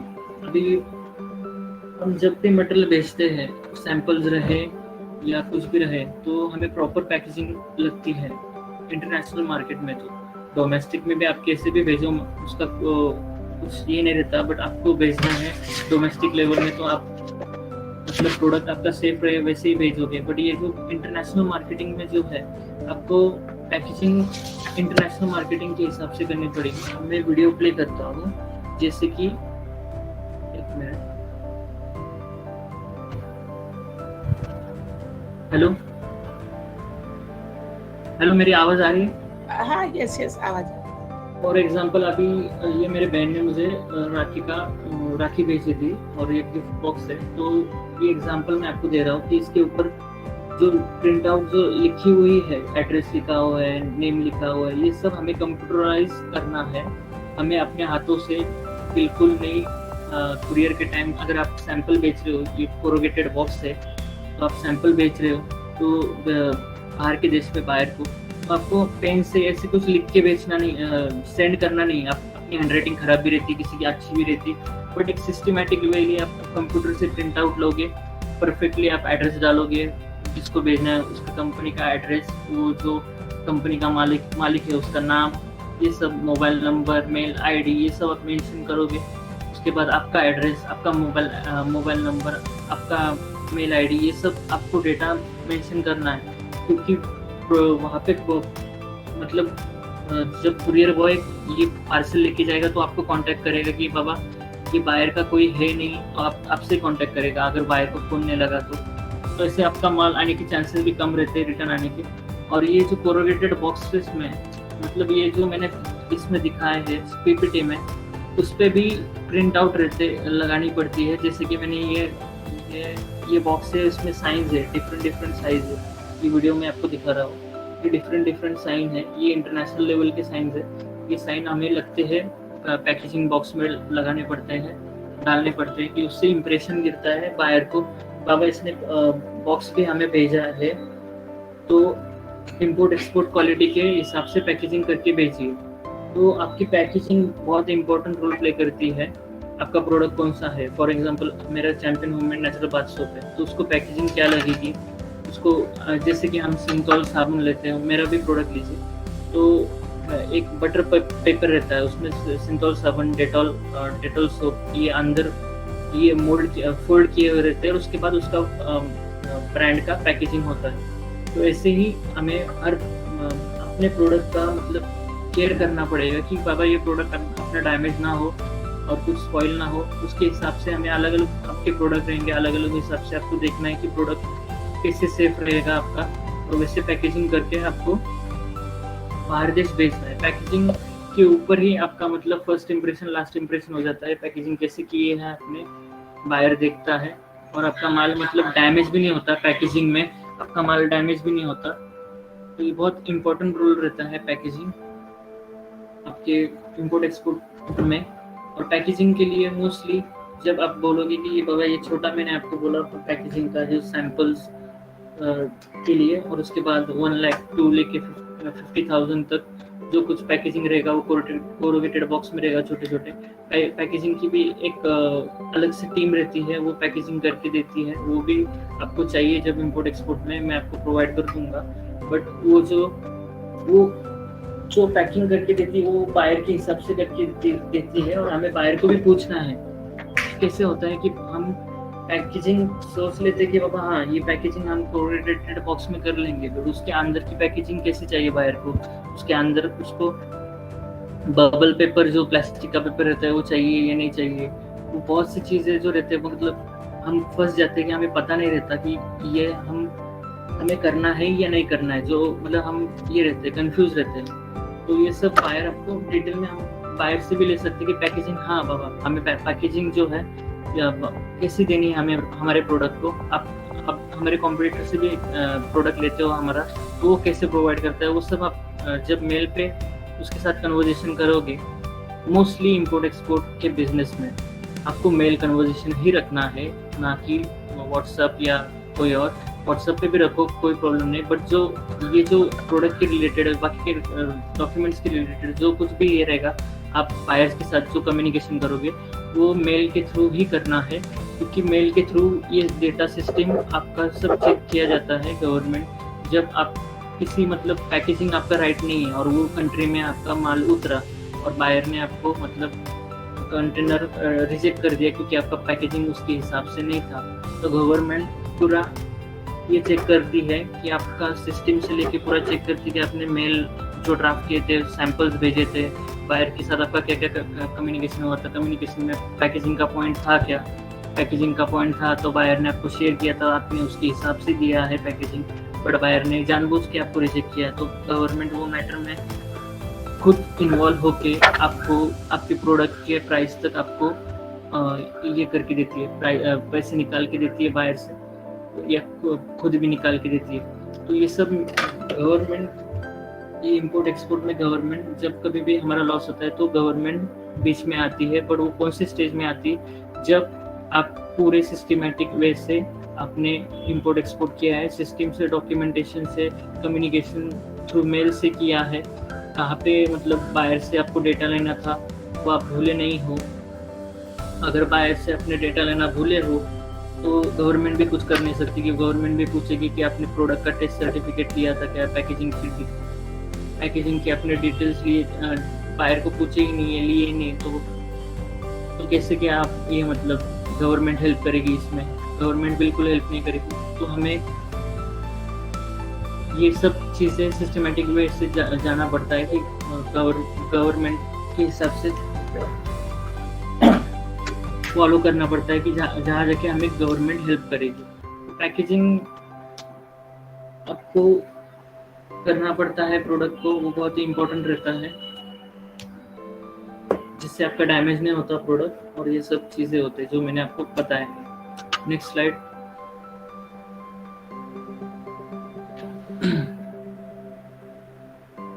In import export business you represent not only your business but also your country।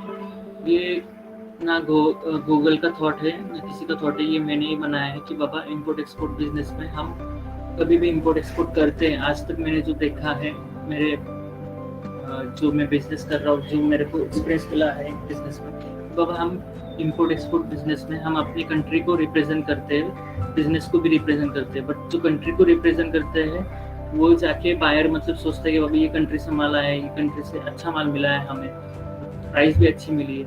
कभी भी इंपोर्ट एक्सपोर्ट करते समय हमें ये सोचना है कि हमारी प्राइस जो है डिफरेंट कंट्रीज के हिसाब से अच्छी रहे और बायर को अट्रैक्टिव लगे, प्रोडक्ट भी क्वालिटी वाला रहे और बायर का अट्रैक्टिव लगे, इंपोर्ट एक्सपोर्ट बिजनेस में मोस्टली क्वालिटी देख के ही आपका प्रोडक्ट बायर खरीदता है।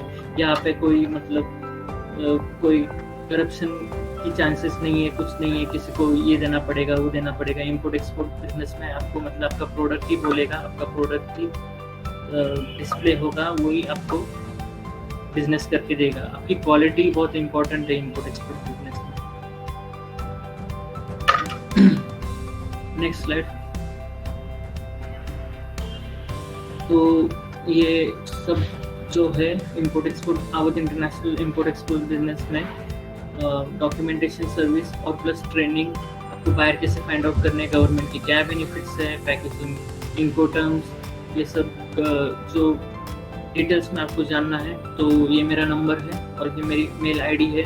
और जिन किसी को एक्सपोर्ट करना है, एक्सपोर्ट आप कीजिए, क्योंकि इंपोर्ट एक्सपोर्ट में अभी गवर्नमेंट बहुत से बेनिफिट्स दे रही है, प्लस लोन्स भी प्रोवाइड कर रहे हैं कि आपको लोन्स भी मिलेंगे, बेनिफिट्स भी मिलेंगे गवर्नमेंट से। और एक पहली बात जो है कि मैंने आज इंग्लिश में प्रेजेंटेशन क्यों नहीं किया, क्योंकि मुझे मैम ने बोला था कि मिक्स रखो, बट मैंने पूरा हिंदी में रखा, क्योंकि लोग डर के मारे एक्सपोर्ट नहीं करते हैं, क्योंकि वो सोचते कि यार बाबा ये फ्लुएंट इंग्लिश लोगों वालों का ही काम है एक्सपोर्ट करना, हमारा काम नहीं, हमें बेसिक इंग्लिश तो आती है, हम मोबाइल यूज़ करते हैं, हम मोबाइल रोज यूज़ करते हैं, तो क्या हिंदी और मराठी में यूज़ थोड़ी करते हैं। तो ये जो बेसिक जो कुछ भी हमारी बेसिक इंग्लिश रहती है, मोस्टली चाइना के भी जो लोग हैं उनको इंग्लिश आती नहीं है, वो भी फ्लुएंटली इंग्लिश बात नहीं करते, जितनी भी उनको आती है बेसिक इंग्लिश वो हमारी तरह ही है। बाकी के बहुत से कंट्रीज है, सिर्फ अमेरिका, इंग्लैंड ऐसे जो देश है वो फ्लुएंटली इंग्लिश बोलते हैं, बाकी के गल्फ कंट्रीज में, मुस्लिम कंट्रीज में हिंदी में बातें करते हैं। तो आपको ये सब मतलब पैकेजिंग जो चाहिए, आपको डॉक्यूमेंटेशन सर्विस जो चाहिए इंपोर्ट एक्सपोर्ट की, जो मतलब लोगों को पता ही नहीं रहता कि क्या क्या डॉक्यूमेंट्स लगने वाले हैं, ये सब डॉक्यूमेंट्स मैं आपको गारंटी के साथ दूंगा।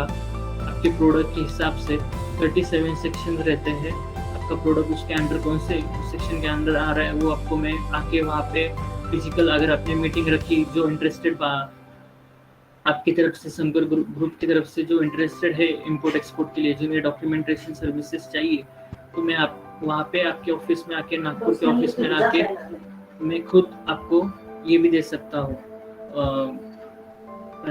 क्लियरिफिकेशन भी दे सकता हूँ कि आपको कौन कौन सा डॉक्यूमेंटेशन लगेगा आपके प्रोडक्ट के हिसाब से। तो ये सारी चीज़ें मैं आपको वहाँ पे एक्सप्लेन करूँगा, और ऑनलाइन भी कर सकता हूँ, बट जैसे कि मैं आपको मतलब फिजिकल आऊँगा तो और डाउट क्लियर होंगे, ऑनलाइन भी कर सकता हूँ, कोई प्रॉब्लम नहीं है। पर ये जैसे आप ज़्यादा संख्या से आओगे तो मेरे लिए ही बेनिफिट है, अलग अलग आपको ज़्यादा टाइम दे पाऊँगा। ऑनलाइन में मैं ज़्यादा टाइम नहीं दे पाऊँगा, क्योंकि 1-2 घंटा में आपको उससे ज़्यादा टाइम नहीं दे पाऊँगा।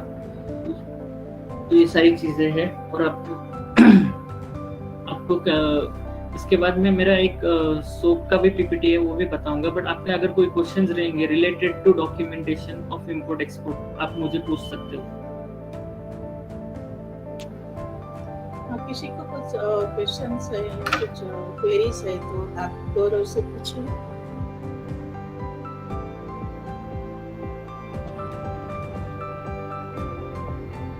आवाज आ रही है सबको?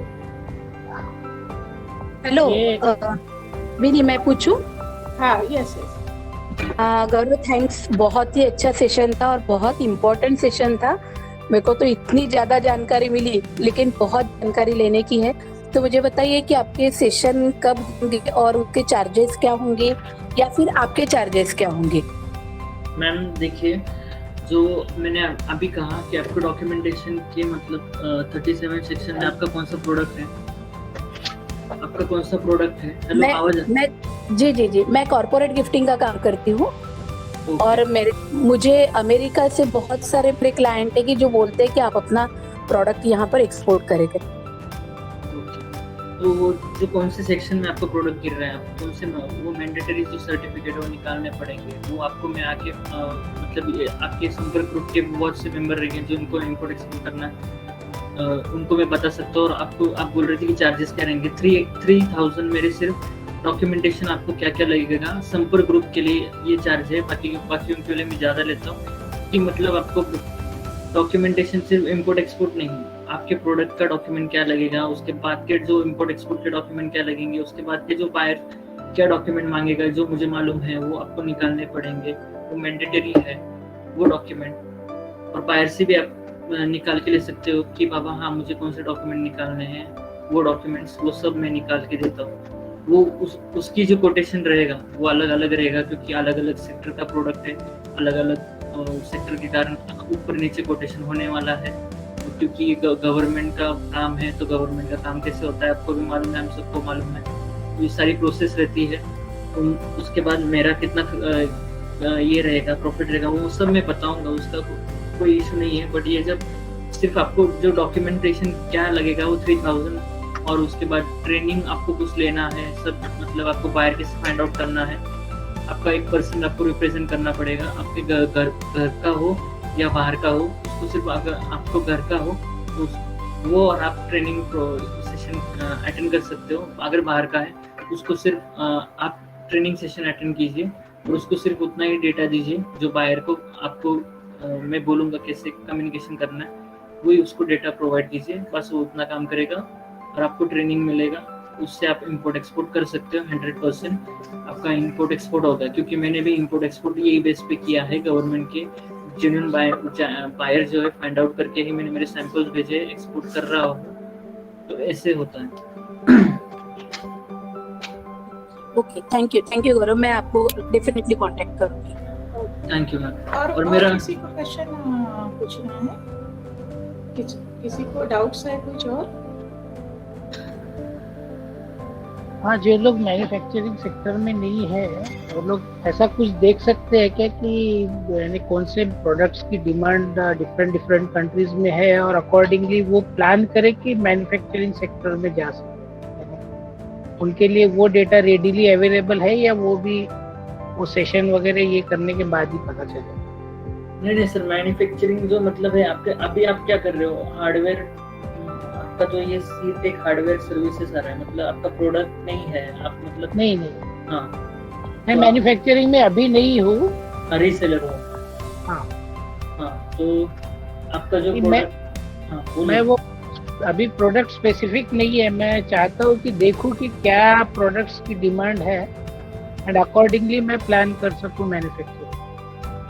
तो आप प्रोडक्ट आपका जो कुछ भी प्रोडक्ट रहेगा, आपको जो प्रोडक्ट में इंटरेस्ट है कि आपको मालूम है ये हार्डवेयर एंड सर्विसेज में ये प्रोडक्ट ज़्यादा चलेगा, जो मैं मैन्युफैक्चरिंग यूनिट भी निकाल सकता हूँ और इसका मैं बाहर देश में भी और डोमेस्टिक लेवल में भी सप्लाई कर सकता हूँ, और जो इन्वेस्टमेंट जो लगेगी वो कम लगेगी और मैं उसका मैन्युफैक्चरिंग यूनिट भी निकाल सकता हूँ। ये सब आपको स्टडी करना पड़ेगा और उसके हिसाब से आप निकाल सकते हो। या फिर जो रीसेलर, पर ये रीसेलर में आप नहीं जा सकते हो क्योंकि आपका वो प्रोडक्ट नहीं है, आपका ब्रांड नहीं है। पर ये जब आप करोगे, आपका मैन्युफैक्चरिंग यूनिट निकालोगे, आपका ब्रांड होगा, आपका ये प्रोडक्ट रहेगा तो इजीली एक्सपोर्ट हो पाएगा और डॉक्यूमेंटेशन जो है वो कम लगेंगे। मैन्युफैक्चरिंग के दौरान रीसेलिंग में बहुत से डॉक्यूमेंटेशन लगेंगे। तो मेरा तो ये आपको सजेशन रहेगा कि आप मैन्युफैक्चरिंग एक प्रोडक्ट पकड़िए और मैन्युफैक्चरिंग यूनिट के हिसाब से चलिए और आप एक्सपोर्ट कर पाओगे। नहीं, वही प्रोडक्ट पकड़ने के लिए मैं चाहता हूँ कि मुझे समझ में आए, थोड़ा सा स्टडी कर पाऊँ मैं। तो स्टडी करने आप हार्डवेयर के सेक्टर में आप ही मास्टर नहीं, हार्डवेयर का सेक्टर करके नहीं है मैं डिफरेंट इलेक्ट्रॉनिक से रिलेटेड बहुत सारी चीजों में ये है मेरा। तो इलेक्ट्रॉनिक सेक्टर में क्या मैन्युफैक्चरिंग करना चाहिए जिसका डिमांड है और जो अच्छा बिजनेस दे पाए, उसके लिए मुझे स्टडी करना है। तो मुझे क्या आपका कोई पर्टिकुलर सेशन अटेंड करना है या कैसा? हेलो एक मिनट, हाँ मेरी आवाज आ रही है? हाँ आ रही है। सॉरी, आपका आवाज ब्रेक हो रहा था, मैंने सुना नहीं, क्या बोल रहे थे? मैं प्रोडक्ट की डिसाइड करने के लिए क्या मुझे सेशन अटेंड करना पड़ेगा? इलेक्ट्रॉनिक्स का मेरा ये है, इलेक्ट्रॉनिक्स इक्विपमेंट्स या इलेक्ट्रॉनिक कंपोनेंट्स वगैरह में मेरा अच्छा ये है, होल्ड है। प्रोडक्ट के लिए नहीं अटेंड करना पड़ेगा। प्रोडक्ट आपने आपका सिलेक्ट किया, उसके बाद मेरे पास आइए, उसके बाद मैं आपको बायर कैसे फाइंड आउट करना है, आपका प्रोडक्ट कौन से कंट्रीज में टारगेटेड है, आपकी प्रोडक्ट की प्राइस कौन से कंट्री में जा रहा है। मेरा क्वेश्चन ही प्रोडक्ट सिलेक्शन पे है। हाँ, प्रोडक्ट सिलेक्शन, वही मैं समझा प्रोडक्ट सिलेक्शन ये मैं बताऊंगा नहीं आपको, क्योंकि आपका फील्ड अलग है, मेरा फील्ड अलग है, हर वैरायटीज में लोग हैं यहाँ पे। नहीं तो मैं कहाँ पे समझ पाऊंगा कि कौन से प्रोडक्ट्स की डिमांड ज़्यादा है जिसमें मैं फिर उस पे वर्किंग कर पाऊँ? तो क्या ऐसी कोई स्टार्टिंग में मैंने आपको ये बताया था कि बाबा अब भी मार्केट में लोग खाना नहीं छोड़ेंगे, नहाना नहीं छोड़ेंगे, तो ऐसे वाले प्रोडक्ट इंपोर्ट एक्सपोर्ट में ज्यादा चलते हैं। ऑलमोस्ट 80 to 90% फार्मिंग, उसके बाद फार्मिंग का जो प्रोडक्ट रहता है वेजिटेबल्स, फ्रूट्स, ये तो अपना इंडिया 80 to 90% करता है। टॉप 10 कंट्रीज में अपना इंडिया आता है एक्सपोर्ट में, फार्मिंग में। उसके बाद ये खाने कॉस्मेटिक ये प्रोडक्ट में भी टॉप 10 to 20 इसमें हमारा रैंक आता है कंट्री का।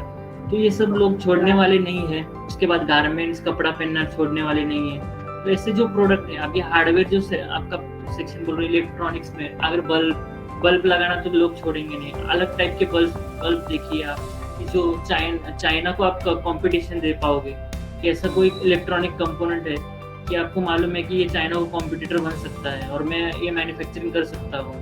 तो ऐसा कोई प्रोडक्ट आप देखिए कि बाबा ये चाइना को हम टफ दे सकते हैं, क्योंकि आपकी इंपोर्ट एक्सपोर्ट में पकड़ जो पकड़ी है चाइना ने ही पकड़ी है। सबसे ज्यादा इंपोर्ट एक्सपोर्ट चाइना ही करती है। उसके बाद यूएसए का आता है नंबर, सेकंड नंबर जो वर्ल्ड में है यूएसए का आता है, पहला जो है चाइना का आता है। सही है। प्रोडक्ट सिलेक्शन जो है बहुत ही इम्पोर्टेंट है। आप स्टडी कर लीजिए कि बाबा हाँ मुझे ये प्रोडक्ट है, मैं चाइना का भी ये प्रोडक्ट है, टफ दे सकता हूँ, प्राइस भी इसमें दे सकता हूँ, कम इसमें दे सकता हूँ, और चाइना को मैं ये कर सकता हूँ, कॉम्पिटिटर दे सकता हूँ। ऐसा कोई प्रोडक्ट टफ तो फाइट नहीं दे पाओगे, बट ऐसा कोई प्रोडक्ट है कि ऑप्शनल देख पाएगा आपकी प्रोडक्ट को बायर, बाबा चलो इसके देख सकता हूँ मैं ऑप्शनल। चाइना का प्रोडक्ट कैसे यूज एंड थ्रो वाला प्रोडक्ट है, बट ऐसा कोई प्रोडक्ट निकालो कि यूज एंड थ्रो ना हो, प्राइस भी अच्छा है और चले भी, ऑटोमेटिकली आपका नाम होगा, ब्रांड होगा, नाम होगा प्रोडक्ट का। Thank you. हेलो, 60-70 का जो रेशो रहता है, हाँ, तो हमारे पास तो जैसे एक्सपोर्ट का क्वालिटी का जो हम लोग दे रहे, तो उसकी ऑब्वियसली इंडिया के रेट से वो ट्रिपल रहता है, ठीक है। तो हमारे पास जैसे प्रोडक्ट है 70% उसका पेमेंट आ ही जाता है और हम लोग उसको ग्रैब कर सकते हैं। लेकिन मेरा ये कहना है कि हम लोग अगर हमारा जो भी कंटेनर वहाँ से रिजेक्ट हो गया, क्योंकि बहुत बार ऐसा होता है कि बहुत बार तो नहीं लेकिन रेयरली होता है कि वहाँ से कंटेनर रिजेक्ट होने के बाद फिर क्या प्रॉब्लम फेस करने पड़ेंगे। कंटेनर रिजेक्ट कब होता है मैम? जाके जब बायर के हिसाब से आपने माल भेजा नहीं है, सिस्टम के हिसाब से आपने कम्युनिकेशन रखा नहीं है, मेल आईडी से आपने बायर के साथ कांटेक्ट नहीं किया है। मैंने ये कहा था ना कि गवर्नमेंट चेक करती है पूरा डेटा, आप गवर्नमेंट इसमें इन्वॉल्व होती है आपके केस में, कि आपने मेल आईडी आपकी चेक होती है कि बायर के बिटवीन क्या कनेक्शन हुए थे कि आपने बराबर से सैंपल्स भेजे थे क्या बायर्स को, सैंपल्स के टेस्ट सर्टिफिकेट भेजे थे क्या, आपके सैंपल्स बायर ने अप्रूवल किए थे क्या, उसने मेल किया था कि बाबा हाँ मुझे आपके बायर ये सैंपल्स पसंद आ गए, मैं आपको ऑर्डर प्लेस करता हूँ। तो मतलब ये सारे जो पॉइंट्स रहते हैं ऑफिशियली आपको इंपोर्ट एक्सपोर्ट में करने पड़ते हैं। और मैंने जैसे कहा था कि पैकेजिंग, ये बहुत से डिफरेंट ये पॉइंट्स है, पैकेजिंग, उसके बाद सैंपल्स नहीं भेजना, प्रोडक्ट आदमी को बायर को पता नहीं चलना कि क्या है क्या नहीं। उसके बाद ऐसे ही हमने डील कर दिया, बायर ने आपको बोल दिया चलो एक कंटेनर भेज दो मुझे, बट आपका प्रोडक्ट उधर जाने के बाद उसको पसंद नहीं आया, वो ये करता है, रिजेक्ट करता है। तो इसमें गवर्नमेंट ये नहीं करती, इन्वॉल्व होती नहीं है और आपको बचाती भी नहीं है, आपको उसका प्रोडक्ट का प्राइस निकाल के भी नहीं देती है। वो कब देखती है निकाल के, वो रिस्क कब लेती है जब सैंपल अप्रूवल होता है और ऑफिशियली अप्रूवल होता है। आपको ईमेल पे बायर की मेल आती है, बाबा हाँ उसको बोलना है हमें कि तू ईमेल कर, सैंपल तुझे पसंद है और उसके बाद में आपको ऑर्डर दे रहा हूँ या फिर आपको डॉक्यूमेंट की लिस्ट, ये डॉक्यूमेंट्स आपके पास है, ये डॉक्यूमेंट्स मुझे प्रोवाइड कीजिए, तो हमें उसको डॉक्यूमेंट्स प्रोवाइड करने हैं। ये जो कम्युनिकेशन रहता है वहाँ से लेके, तो वो बहुत इंपॉर्टेंट रहता है इंपोर्ट एक्सपोर्ट में। ऑफिशियल कम्युनिकेशन ऑन ईमेल, ये बहुत इंपॉर्टेंट रहता है। ईमेल पे कम्युनिकेशन करो बायर के साथ और आपको पास व्हाट्सएप नंबर रहेगा, उस पर कम्युनिकेशन करोगे, बट जो इम्पोर्टेंट जो पॉइंट्स जो रहते हैं वो ईमेल पे ही लेने हैं और उसको बोलना है, वो प्रूफ रहता है। जैसे कि कोर्ट में कैसे कहते हैं कि डॉक्यूमेंटेशन पेपर के हिसाब के, कोर्ट में पेपर ही बोलता है, डॉक्यूमेंटेशन सब जो रहता है वो ही बोलता है कोर्ट में, वैसे ही इंपोर्ट एक्सपोर्ट में आपको ये ऑफिशियली ईमेल द्वारा सब डॉक्यूमेंटेशन, उसके बाद कन्वर्जेशन ये ईमेल द्वारा ही रखना है इंपोर्ट एक्सपोर्ट में। विदाउट ईमेल के द्वारा आप करोगे उसको कोई कहीं भी ग्राह्य नहीं पकड़ा जाएगा गवर्नमेंट से, कि अपनी वैल्यू भी नहीं है उसको, जीरो वैल्यू।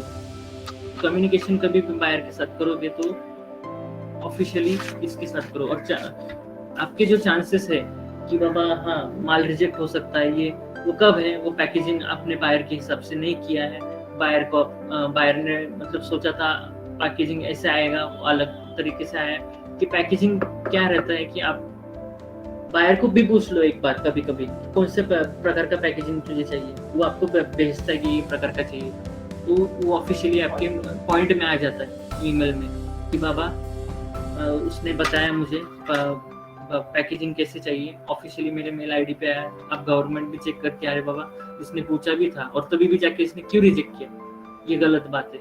तो गवर्नमेंट भी उसके गवर्नमेंट से फाइट करती है कि इसने क्यों रिजेक्ट किया माल, जबकि मेरे सेलर ने आपके बायर को सिस्टमेटिक वे से आपको सब पैकेजिंग में उसका प्रोडक्ट का टेस्ट रिपोर्ट, उसका पैकेजिंग, उसके सर्टिफिकेट सब सिस्टमेटिकली उसने पॉइंट्स के थ्रू क्लियर करके दिए हैं मेल पे, मेल के थ्रू कन्वर्जेशन हुआ है बायर ये दोनों का, और उसके बाद ये रिजेक्ट कर रहे हैं, ये गलत बात है, तो वहाँ पे पकड़ा जाता है।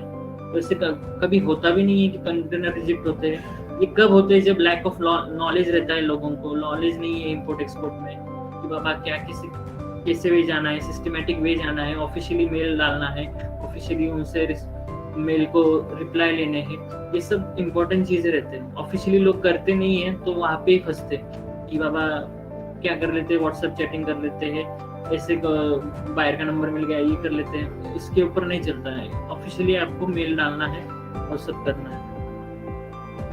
और मैं ये कहना चाहूँगी कि जैसे हम लोग काफ़ी लोग हैं जो ट्रेडिंग में हैं, मतलब ट्रेडिंग के शॉप से कोई पर्टिकुलर कोई अलग अलग उसमें है, तो क्या ये जरूरी है कि हम लोग मैन्युफैक्चरर होना चाहिए कि हम लोग का मैन्युफैक्चर होगा तो ही हम लोग एक्सपोर्ट करते हैं? नहीं, रीसेलर भी प्रोडक्ट सेल कर सकता है, ऐसा मैन्युफैक्चरिंग का कोई जरूरत नहीं है, रीसेलर भी प्रोडक्ट सेल कर सकता है वो। अच्छा, दूसरा सवाल है मेरा कि आप हमको कुछ इंपोर्ट करना है तो आप उसके लिए हेल्प कर सकते हैं क्या? जो हाँ, इंपोर्ट के लिए भी जो कुछ भी डॉक्यूमेंटेशन लगेंगे करने पड़ेंगे वो भी मैं करता हूँ, और एक्सपोर्ट के दौरान भी जो डॉक्यूमेंटेशन लगता है आपको माल भेजना है वो सब सर्विस भी मैं प्रोवाइड करता हूँ, कंटेनर से लेके लॉजिस्टिक्स से लेके सारी सर्विसेज में प्रोवाइड करता हूँ। आपका माल बाहर देश भेजना है तो ओके, जैसे मैं भी आउट ऑफ कंट्री रही हूँ तो मुझे पता है कि वहाँ पे FMCG के प्रोडक्ट्स बहुत लगते हैं और उसकी डिमांड तो बहुत रहती है, तो उसमें आप हेल्प कर सकते कि हम लोगों को जैसे कि कोई रिक्वायरमेंट है तो मोस्ट ऑफ कैसा है कि जैसे फ्रूट्स हो गए हैं, दुबई या गल्फ कंट्री में मैंने देखा है काफ़ी इंडिया से बहुत सारा आते हैं, तो वेजिटेबल्स फ्रूट्स जाते हैं। हाँ, तो उसमें क्या उनकी एक क्वालिटी टाइप का होता है कि जैसे हम लोग बात करते हैं कि एप्पल हो गए तो उसमें कुछ क्वालिटी रहती है क्या कि वो पर्टिकुलर? हाँ, ग्रेड रहता है, अलग अलग ग्रेड रहता है। तो अभी मैं एग्जांपल देता हूँ तो चिली का एग्जांपल देता हूँ, जो मिर्ची रहती है G4 G5 ऐसे हर प्रकार की ग्रेड की चिली रहती है, तो उसमें पैकिंग में रहता है 3-5 प्लाई बॉक्स, 4-5 प्लाई बॉक्स, ये बॉक्सेस रहते हैं, उसके हिसाब से एक्सपोर्ट के क्वालिटी के बॉक्सेस रहते हैं, उसमें पैक होते हैं वो 1.2 kg 1.5 kg अलग अलग बॉक्सेस रहते हैं, but 3 blocks and 5 ply box ये बॉक्सेस ही इंपोर्ट एक्सपोर्ट में चलते हैं, वो ग्रीन चिली के लिए चलते हैं। ऐसे अलग अलग जो ये रहते हैं फ्रूट्स वेजिटेबल उनके भी बॉक्स अलग रहते हैं, उनके भी ग्रेड अलग रहते हैं, हर वेजिटेबल्स और फ्रूट्स में ग्रेड रहते हैं। हम जाते हैं मार्केट में, हम ग्रेड्स के हिसाब से नहीं खरीदते, बट जो माल अच्छा दिखता है वो ग्रेड का माल रहता है, हमें नहीं पता रहता है बट वो ग्रेड का माल रहता है, तो वही एक्सपोर्ट होता है और डोमेस्टिक लेवल का माल अलग रहता है। तो ये सारी चीज़ें रहती है, ग्रेड के हिसाब से ही आपका प्रोडक्ट आइडेंटिफाई होता है वेजिटेबल फ्रूट्स में। तो वो सब जो लैब टेस्ट होती है, लैब टेस्ट करनी पड़ती है हमें।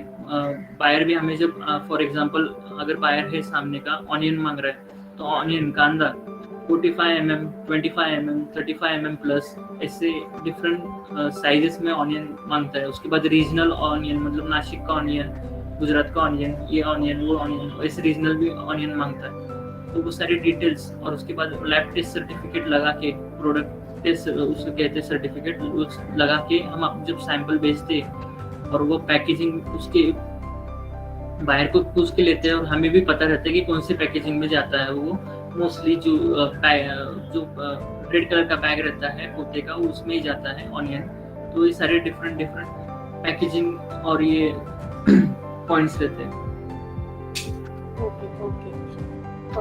और हम लोग मैं ये भी पूछना चाहूँगी आपको, जो A1 A2 क्वालिटी के प्रोडक्ट चाहिए आउट ऑफ कंट्री में, जैसे कि शुगर वगैरह हो गया, तो ये हम लोगों को इंडिया में उसका टेस्ट, लैब टेस्ट है क्या कि हम लोगों का ये ब्रांड A1 में चाहिए तो इसका सर्टिफिकेट चाहिए A1, तो हाँ, यहाँ पे टेस्ट होता है? हाँ, टेस्ट है। जैसे कि मैं अभी बताऊँ, काजू, उसके बाद कैश्यू नट, ये सब अलग अलग ग्रेड के भी रहते हैं, अलग अलग ग्रेड के भी रहते हैं। और हम मार्केट में भी जो डोमेस्टिक शॉप में जाते हैं तब देखते हैं तो काजू का ये रेट है, अलग रेट है, पैकिंग का रेट अलग है, खुले का रेट अलग है। ऐसे क्यों कि वो ग्रेड देखिए, आप माल देखिए, क्वालिटी देखिए, वही क्वालिटी एक्सपोर्ट की क्वालिटी रहती है, वो अलग क्वालिटी रहती है, उसका रेट भी अलग रहता है। यहाँ पे भी डोमेस्टिक में जाओगे आपको अलग अलग मतलब क्वालिटी के हिसाब से ही दुकानदार दिखाएगा कि माल ऐसा है। ऐसे एक्सपोर्ट में भी रहता है कि हर ग्रेड सर्टिफिकेट, मतलब लैब टेस्ट सर्टिफिकेट लेना पड़ता है। उसमें सब ग्रेड मेंशन होता है, प्रोडक्ट का क्या है क्या नहीं, कंटेंट्स क्या है, वो सब मैच हो रहे हैं क्या बायर के हिसाब से, वो सब देखे जाते हैं। तो बायर भी मतलब कभी पूछने के पॉइंट्स गलतियाँ हमारी निकाल नहीं सकता जब हम सिस्टमेटिकली डॉक्यूमेंटेशन वर्क थ्रू जाते हैं। अच्छा, ये प्रोडक्ट की जो कॉस्ट निकलती है तो वो कंटेनर के हिसाब से निकलती है कि कैसे निकलता है? क्योंकि जैसे हम लोगों को कुछ एक्सपोर्ट करना है तो पूरा कंटेनर ही भेजना पड़ेगा कि कैसे? अभी वो जो इनकोटर्म्स मैंने कहा था, CIF और FOB, ये मोस्टली इंपोर्ट एक्सपोर्ट में चलते हैं इनकोटर्म्स, बाकी के भी चलते हैं। बट कैसे आपका बेसिक प्राइस आपको बायर को बताना है, उसके बाद जो रहेगा, जो कोटेशन है, लॉजिस्टिक, वो सब कंटेनर का जो प्राइजेस रहते हैं, ट्रांसपोर्टेशन मोड, लॉजिस्टिक, ये जो सब प्राइजेस रहते हैं, चार्जेस रहते हैं, वो सब CHA देखता है। तो वो भी मैं सर्विस प्रोवाइड करके देता हूँ कि आपको कैसे आपका कोटेशन निकालना है। बेसिक आपका प्राइस इतना है, उसके बाद का कितना प्राइस लगाना पड़ेगा, आपका इनकोटर्म देख के आपको बताऊँगा कि बाबा इतना आपको प्राइस लगाना पड़ेगा, फिर आप अपने कोटेशन में बायर को दे सकते हो। बायर को भी उतनी वो इम्पोर्ट करते रहता है, उसको मालूम रहता है कि आपने बेसिक, उसको कभी भी कम्युनिकेशन करोगे बायर के साथ तो उसको बोलना कि बाबा ये बेसिक प्राइस है, बाकी ये अलग है। मतलब इनकोटर्म के हिसाब से आप जो इनकोटर्म प्लेस करोगे उसके बाद की जो चार्जेस रहेंगे वो मैं इंक्लूडिंग नहीं की वो करके दूंगी। तो उसको समझ में आता है कि बाबा कितना इंक्लूडिंग होके आने वाला है आगे से। ये सब जो ये रहता है, आपको कब डीपली नॉलेज होगा, जब आप एक्सपोर्ट करोगे। अब जब इंपोर्ट करोगे वो डीपली आपको चार्जेस का नॉलेज पता चल जाता है। और जब आप जैसा मेरा मेटल है, मेटल 8 का मुझे भेजना है, तो मैं कितना भेज रही हूँ या हाफ कंटेनर में भेज रही हूँ, तो मुझे उसका जो कॉस्टिंग है उसका सब लगा के पूरा उसका कॉस्टिंग निकालना पड़ेगा जो एक्सपोर्ट के लिए है कि नहीं? उसी में अभी जैसे कि सोप है, मेरा सोप है, तो वो पर प्राइस में एक्सपोर्ट में करता हूँ 200 रुपीज करता हूँ। तो ऐसे अलग अलग कंट्रीज के लिए अलग अलग प्राइस मैंने रखी है, क्योंकि वो डिमांड, अलग कंट्रीज की डिमांड इकोनॉमी से वो स्ट्रॉन्ग है। जैसे कि यूएस ज़्यादा स्ट्रॉन्ग है, उसके बाद गल्फ कंट्रीज में अलग, एशिया में अफगानिस्तान, गल्फ कंट्रीज, अलग अलग कंट्रीज जो रहती है, अलग अलग इकोनॉमी उनकी देख के हमें प्राइस उनको प्लेस करना पड़ता है। तो डिफरेंट प्राइस हमें टारगेटेड, जब मैं कंट्रीज आपको सिखाऊंगा ट्रेनिंग में, टारगेटेड कंट्रीज, उसके बाद आपको प्राइस कहाँ पे ज़्यादा मिलेगा आपके प्रोडक्ट के लिए, तो आपको पता चलेगा ये सब कहना चाहती थी कि जैसे अभी मेरा प्रोडक्ट है या किसी का भी है, जैसे कोई भी भेजना चाहते हैं, ठीक है, तो आप उनको लाइसेंस से लेके और जो बायर है उनसे भी मिलवा दोगे और हमारा प्रोडक्ट आउट ऑफ कंट्री में जाने तक आप सपोर्ट कर सकते हैं क्या? हाँ मैम, मैं सपोर्ट करूँगा कि आपने डॉक्यूमेंटेशन किया, मेरे से सर्विसेज ली, उसके बाद ट्रेनिंग भी आपने लिया। आपको ट्रेनिंग में क्या करना है कि आपको आपका खुद एक जो ओनर रहता है, प्रोप्राइटर रहता है, जो कोई भी रहो, जो कंपनी का ओनर है, वो पूरा टाइम नहीं दे पाता, तो आपको क्या करना है, आपका घर का जो पर्सन रहेगा या फिर आपका कंपनी का भी कोई पर्सन रहेगा, कम से कम वो दिन में 2 या 3 घंटा या 1 घंटा तो दे सकता है ना, टाइम दे ही सकता है। तो वही घंटे में जो मैंने ट्रेनिंग में सिखाया रहता है आपको, वो उसको सिर्फ डेटा आपको फॉरवर्ड करना है। वो डेटा वो लेके आगे इससे क्या कहते हैं, बायर से कम्युनिकेशन करेगा ऑफिशियली। तो वो जो कम्युनिकेशन करेगा उसके हिसाब से आपको बायर ये करेगा, रिप्लाई देगा, वो सब जनरेट होता है। डीपली मैं वो सेशन में बताऊंगा कैसे होता है। तो ये आपको सिर्फ एक काम करना है कि आपका कोई पर्सन घर का या फिर कंपनी का ये देना पड़ेगा मेरे टाइम के लिए, कि उसको मैं डेटा प्रोवाइड करूंगा और वही आपका पूरा बायर का वो देखेगा और मैं देखूंगा और मैं मॉनिटरिंग करूंगा कि बाबा आपका कितने बायर ढूंढे तूने, कितने कंट्रीज की लिस्ट आई, कितने कंट्रीज को तूने इंक्वायरी भेजी, ये सब मैं उसको पूछूंगा। और ये सब ऐसे मतलब आप देखा जाए तो आपको क्या ई कॉमर्स वेबसाइट, उसके बाद एजेंट रहते हैं इम्पोर्ट एक्सपोर्ट के, वो क्या बोलते हैं, मेरे को 3% पीओ पे दो, या 4% या 5% पीओ पे दो। उसके बाद ई कॉमर्स वेबसाइट वाले क्या बोलते हैं कि बाबा हाल ही में मुझे कल परसों एक फोन आया था ई कॉमर्स वेबसाइट वाला, मुझे बोला 17,000 रुपये मुझे दो सर, मैं आपका इम्पोर्ट एक्सपोर्ट करवाऊंगा। बोला मैं जानना पहचान और मुझे 17,000 रुपये दे पेटू, ऐसे थोड़ी होता है, वो अगर होगा तो ऐसी सब बातें रहती है। तो यहाँ पे भी आपको कोई हेवी मनी चार्ज नहीं कर रहा हूँ, 20,000 रुपीज में चार्ज कर रहा हूँ, उसमें आपका एक्सपोर्ट करवा के दे रहा हूँ। आपको बायर कैसे फाइंड आउट करने हैं, आपका प्रोडक्ट का प्राइस क्या है, ये सब मैं आपको बताने वाला हूँ। अच्छा, उसमें और मैं ये पूछना चाहती हूँ, जैसे हमारी इंडिया की हर कंट्री में एम्बेसी है, तो उसमें हमको लेटर डालना पड़ता है क्या कि कुछ हम लोग एक्सपोर्ट करना चाहते हैं? हाँ, वो डीपली वो मैं बताऊँ कैसे डालना है, वो सब मेरे पास फॉर्मेट है, वो सब मैं बताऊँगा।